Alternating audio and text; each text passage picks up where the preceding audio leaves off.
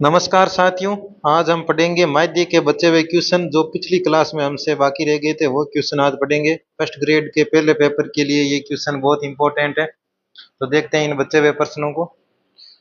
इस क्वेश्चन को देखो। एक 12 छात्रों के परीक्षण में उनका औसत प्राप्तांक 74 है। 12 छात्रों के क्लास में उनका औसत परीक्षण 74 है। उच्चतम प्राप्तांक 79 है, तो आपको न्यूनतम संभव प्राप्तांक क्या होना चाहिए वो पूछा है। 12 छात्र है, उनमें सबका औसत है 74 और जो हाईएस्ट नंबर है वो है 79। आपको कहा गया है कि इस स्थिति में न्यूनतम संभव प्राप्तांक कितना होना चाहिए, कम से कम कितना प्राप्तांक आना चाहिए किसी विद्यार्थी के। तो इस टाइप के प्रश्न को करने में हमें ये करना होता है कि हम टोटल 12 छात्र हैं, तो 11 छात्रों को अधिकतम से अधिकतम अंक दें। जितना संभव हो सके वो अंक हम 11 छात्रों को दें। तो बच्चे हुए 12वें छात्र को आपके सबसे कम अंक आएंगे। यानी जितना संभव हो सके 11 छात्रों को अधिक से अधिक अंक दें। तो अधिक से अधिक कितने अंक हो सकते हैं? वो हो सकते हैं आपके 79। तो मैं कह रहा हूं कि 11 छात्रों को मैं मान लेता हूं सबके 79 नंबर आए। तो फिर जो बच्चे वे सबसे कम नंबर आएंगे वो आएंगे 12वें छात्र के। न्यूनतम संभव होगा वो तब होगा। तो पहले देख लेते हैं, यदि 12 छात्रों के औसत 74 है तो सभी छात्रों के अंकों का योग कितना होगा? सबके अंकों का योग कितना आएगा? वो अंकों का आपके योग होगा 74 को मैं 12 से गुणा करवा दूंगा तो आपके अंकों का योग आ जाएगा। 74 को यदि 12 से गुणा करवाते हैं तो 74 को 10 से गुणा कराए तो आए 740 और फिर 74 ये आ जाएगा आपके 888, 188, यानी गुणा करवाने पर आपके आ जाएगा 888। अब 11 छात्रों के गुणियासी गुणियासी नंबर आए तो इन 11 छात्रों के अंकों का योग क्या हो जाएगा? इनके अंकों का योग हो जाएगा 79 को यदि मैं 11 से गुणा करवा लूं तो 790 और गुणियासी यानी 869 नंबर तो आ गए 11 छात्रों के। तो बच्चा हुआ अब नंबर आया है एक, वो आएगा उस 12वें छात्र के। यही उसका न्यूनतम संभव नंबर है, न्यूनतम संभव प्राप्तांक यही है। तो 888 में से 869 घटा लो तो 12वां छात्र के नंबर आ जाएंगे, ये आपके आएंगे 19। घटाने पर कितना आएगा? 19। तो आपका उत्तर हो जाएगा 19। इस टाइप के प्रश्न में आपको यही प्रोसेस करना है। तो अधिकतम छात्र है वो, अधिकतम प्राप्तांक है वो 11 छात्रों को दे देना। बच्चे हुए एक छात्र के जो सबसे कम प्राप्तांक आएंगे। दूसरा, इसमें हम ये तरीका लगा सकते थे, सबके पास एवरेज 74 नंबर आ रहे हैं सभी छात्रों के, और मुझे किसी एक छात्र को सबसे कम नंबर देने, न्यूनतम संभव प्राप्तांक देने। तो इसका मतलब है 11 छात्रों को मैं दे दूं 79 नंबर 11 छात्रों को, यानी इनमें से उस एक छात्र के भी जिसके सबसे कम आ रहे हैं उसके भी मैं मान लेता हूं एक बार के लिए 74 नंबर आ रहे हैं, लेकिन अभी मुझे उसके सबसे कम करना है। तो फिर बच्चे हुए 11 को मुझे 79 देने हैं, यानी इनमें से चार चार करके कितना एक्स्ट्रा दे रहा हूं? 5। ये 5 नंबर 11 छात्रों को एक्स्ट्रा देने हैं, यानी मैं दूंगा 11 गुणा 5, यानी 55 नंबर आपको उन 11 छात्रों में बांट देने हैं। तो इसके पास कितने थे? 74 थे, इसमें से इसने 55 उनको दे दिए। तो पीछे कितने बचे? पीछे बचा इसके पास 19 नंबर ही बचे। तो इस टाइप से इस प्रश्न को आप कर सकते हैं। अगला प्रश्न देखिए। यदि 16 प्रेक्षणों का माध्य 16 है, दिए हुए आंकड़ों में से एक 16 मान का प्रेक्षण विलुप्त कर दिया जाता है और 3 नए प्रेक्षणों 3, 4 व 5 को आंकड़ों में जोड़ा जाता है, तो फिर आपको नए आंकड़ों का माध्य निकालना है। तरीका वही है। सबसे पहले देख लो, 16 प्रेक्षणों का माध्य 16 है तो 16 प्रेक्षणों का योग कितना हो जाएगा? माध्य 16 है तो इनका योग हो जाएगा 16 गुणा 16, यानी 256। ये है 16 प्रेक्षणों का योग। अभी मैंने आपको कहा था कि जो भी प्रेक्षण विलुप्त करते हैं उसको घटा लो, जो भी प्रेक्षण हम विलुप्त करते हैं उसको घटा लो। 256 में से क्या विलुप्त कर रहे हैं? 16 विलुप्त कर दिया, उसको घटा लो। फिर नए प्रेक्षण क्या जोड़े? नयों को जोड़ लो, प्लस का 3, प्लस का 4 और प्लस का 5। 256 में से 16 घटाया तो अपने कितने आए? 240। अब इसमें ये 3 और 4 और 7, 3 4 7, 7 5 12, 12 जोड़ लो तो आपके आ गया 252। अब इनका योग हो गया 252। अब ये प्रेक्षण देखो, पहले 16 प्रेक्षण थे, उसमें से एक घटाया 15 हो गए, फिर 3 वापस जोड़े तो 15 में 3 जोड़ के 18। अभी आपके कुल प्रेक्षण हो गए 18 और इनका योग है 252। तो आप 18 का भाग दे दो, औसत आ जाएगा। 18 का भाग गया एक बार, पीछे बचा 7, 72 यानी 4, 14 बार। तो कितना उत्तर आएगा आपका? आंसर आएगा 14। इस ऑप्शन में यहाँ पर 14 आपके आंसर लिखा हुआ था, तो ये आपका सही उत्तर होगा 14। इस प्रश्न को इस टाइप से करना है, जितना आपको विलुप्त किया गया उसको घटा लेना है और जो नए जोड़े गए हैं वो उनको इसमें अंदर जोड़ लेने हैं, और फिर कितने प्रेक्षण होते हैं उनका भाग दे देना है। इस टाइप के वर्ग अंतराल वाले प्रश्न भी हम करेंगे। इससे पहले हम ये प्रश्न कर लेते हैं, इस टाइप वाले प्रश्न ये करते हैं। देखो, कभी भी आपको वर्ग अंतराल बना के ऐसे माध्य पूछा जाए, जैसे यहाँ पर आपको x का मान दे दे और इसके नीचे उनकी बारंबारता दे दे, तो फिर माध्य कैसे निकालते हैं? एक बार देखो, इसको सारणी को बनाते हैं। 0, 1, 2, 3, 4 और 5, ये x के मान है और इसके नीचे ये बारंबारता दी हुई है 46, F1, F2, 75, 10 और 5, ये इनकी बारंबारता दे दी और बारंबारता का योग दे दिया 200। ये है आपके बारंबारता का योग, यानी कुल 200 विद्यार्थियों पर या 200 लोगों पर ये कुल प्रेक्षण है वो 200 है। ठीक है। इसमें आपको यदि माध्य निकालना है तो आप माध्य का सूत्र होता है सिग्मा एफ एक्स बटा सिग्मा एफ। ये यहां से ये माध्य निकलता है इस सूत्र से। तो सिग्मा का मतलब होता है योग, एफ एक्स के आंकड़ों का योग तो सिग्मा एफ एक्स, और एफ के आंकड़ों का योग तो सिग्मा एफ। सिग्मा एफ तो कितना है? वो 200 है। 200 का मतलब हमें भाग देना है। इसमें हमें नई चीज निकालनी रहेगी, वो रहेगी एफ एक्स। एफ एक्स यानी एफ के आंकड़ों को आपको गुणा कराना है एक्स से, यानी इस एफ और एक्स को गुणा कराओ। 0 और 46 को गुणा करवाया, कितना आया? 0।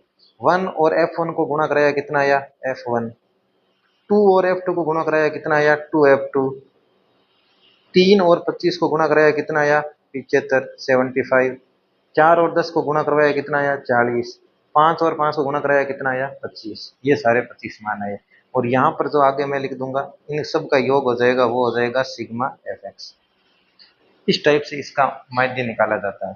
तो देखो, सिग्मा एफ एक्स का मान कितना है? सिग्मा एफ का मान तो 200 है और सिग्मा एफ एक्स का मान कितना आया?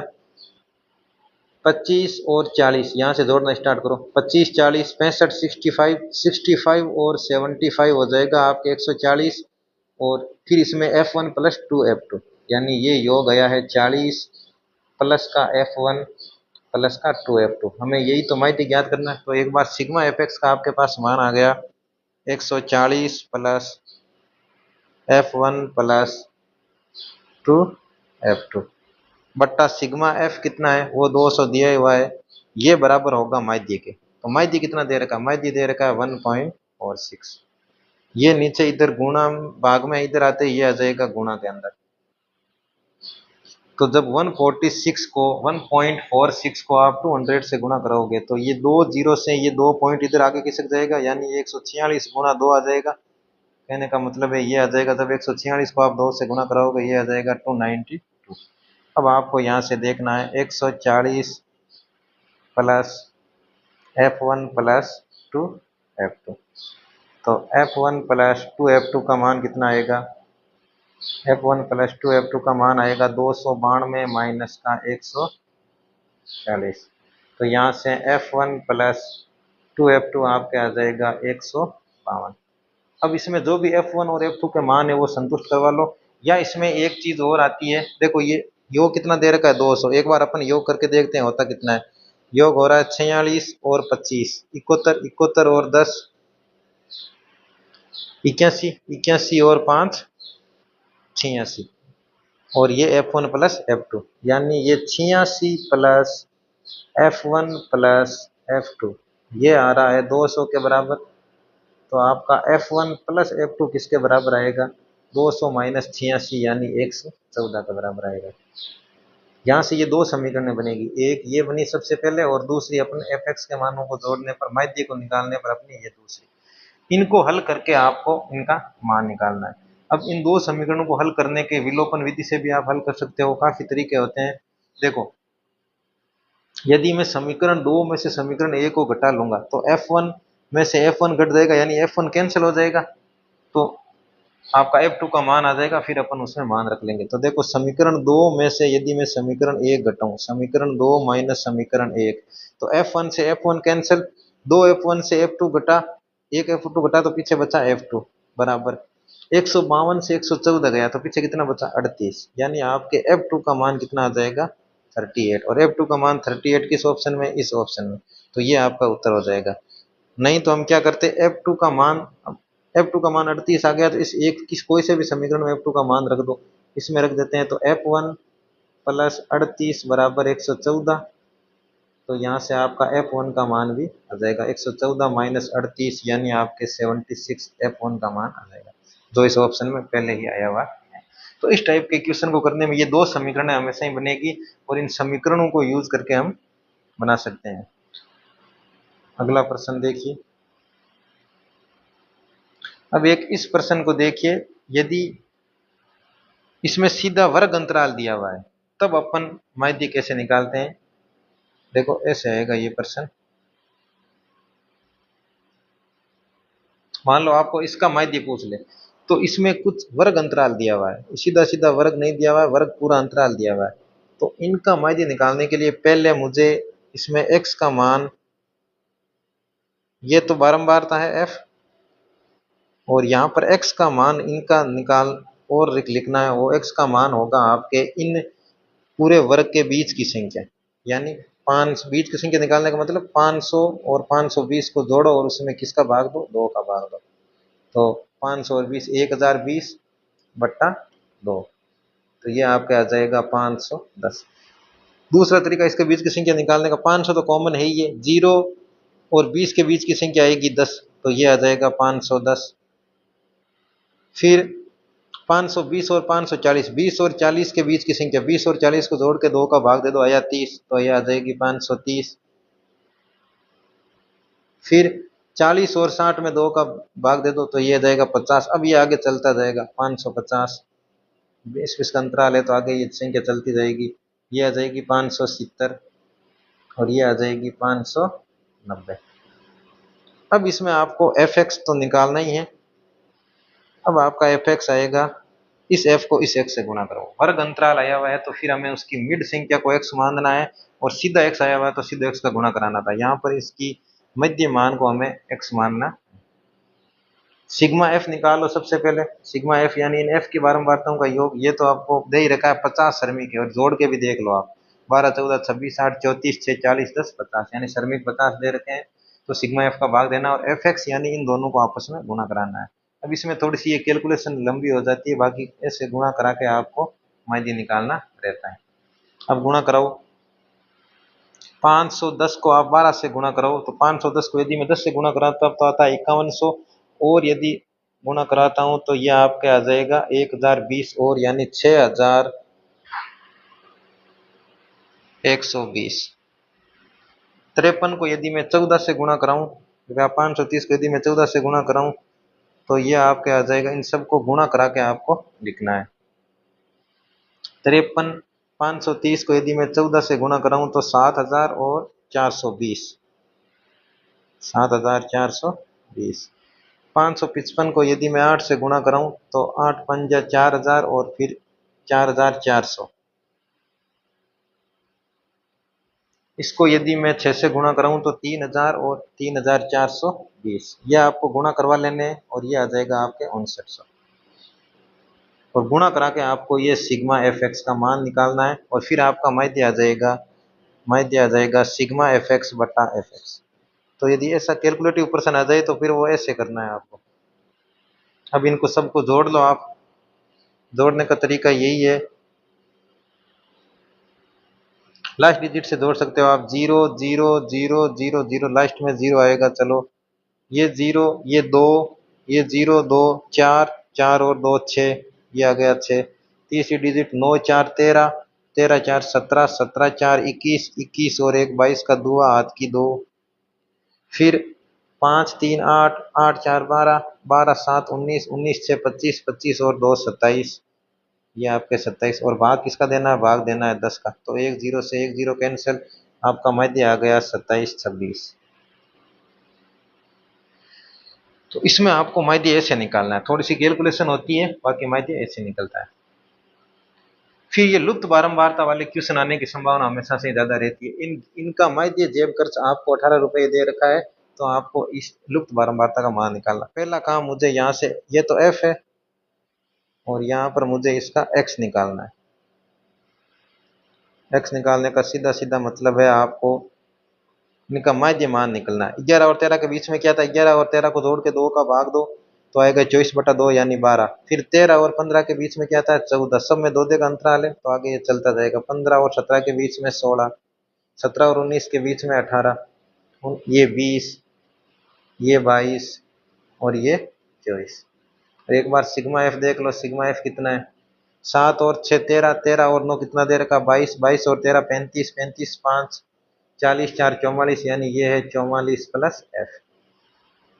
ये एफ और है 44 प्लस एफ। और अब आपको ये तो एफ, अब आपको एक निकालना है एफ एक्स, एफ गुणा एक्स। 7 गुणा 12 84, 6 गुणा 14 84, 9 गुणा 16 144, 13 गुणा 18 यह आपके हो जाएगा 234। 20 गुणा एफ होता है 20 एफ, 20 गुणा एफ क्या होता है 20 एफ। 5 गुणा 22 110 और 4 गुणा 24 96। तो यहाँ से यदि मुझे सिग्मा एफ एक्स निकालने को कहे तो इन सब संख्याओं को मुझे जोड़ना है। आप देखो यहाँ से जोड़ना स्टार्ट करते हैं। 110 और 96 206, 206 और 234 440, 440 और 144 ये आपके हो गया 584। 584 और 84 668, 668 और 84 ये आपके हो जाएगा 752। 668 और 84 कितने हो जाएगा 32 और 52 यानी 700। तो ये आपका है सिग्मा एफ एक्स। अब माध्य क्या होता है, माध्य होता है सिग्मा एफ एक्स बटा सिग्मा एफ। और माध्य का मान आपको दे रखा है, कितना दे रखा है 18। तो 18 बराबर सिग्मा एफ एक्स। अब देखो सिग्मा एफ एक्स 752 और प्लस में ये 20 एफ बच गया, तो 752 प्लस का 20 एफ है आपका सिग्मा एफ एक्स, यानी 752 प्लस का 20 एफ बट्टा 44 प्लस एफ। ये पूरी संख्या इधर गुणा में जाएगी, यानी ये संख्या होगी 18 के साथ गुणा होगी, यानी 18 गुणा 44 प्लस एफ बराबर 752 प्लस का 20 एफ। 18 को 44 से गुणा करो, सीधी बात है। यदि आप सबसे पहले 18 को 40 से गुणा करा दो 720, फिर 18 को 4 से गुणा करो 72 यानी 792। 792 प्लस 18f बराबर 752 प्लस का 20f। ये 18f उधर चला जाएगा, 20f प्लस का 18f माइनस का इधर बचेगा 2f। ये 792 इधर और 752, 792 माइनस का 752, तो ये बचेगा इधर 40 और इधर ये आएगा 2f। तो f का मान कितना आ गया, 2 इधर भाग में आ गया, 40/2 बराबर f, यानी आपका जो f है उसका मान आ गया 20। f का मान कितना आ गया 20। इस प्रकार से ये लुप्त बारंबारता ज्ञात हो गई। तो इस टाइप का प्रश्न आपके आ सकता है।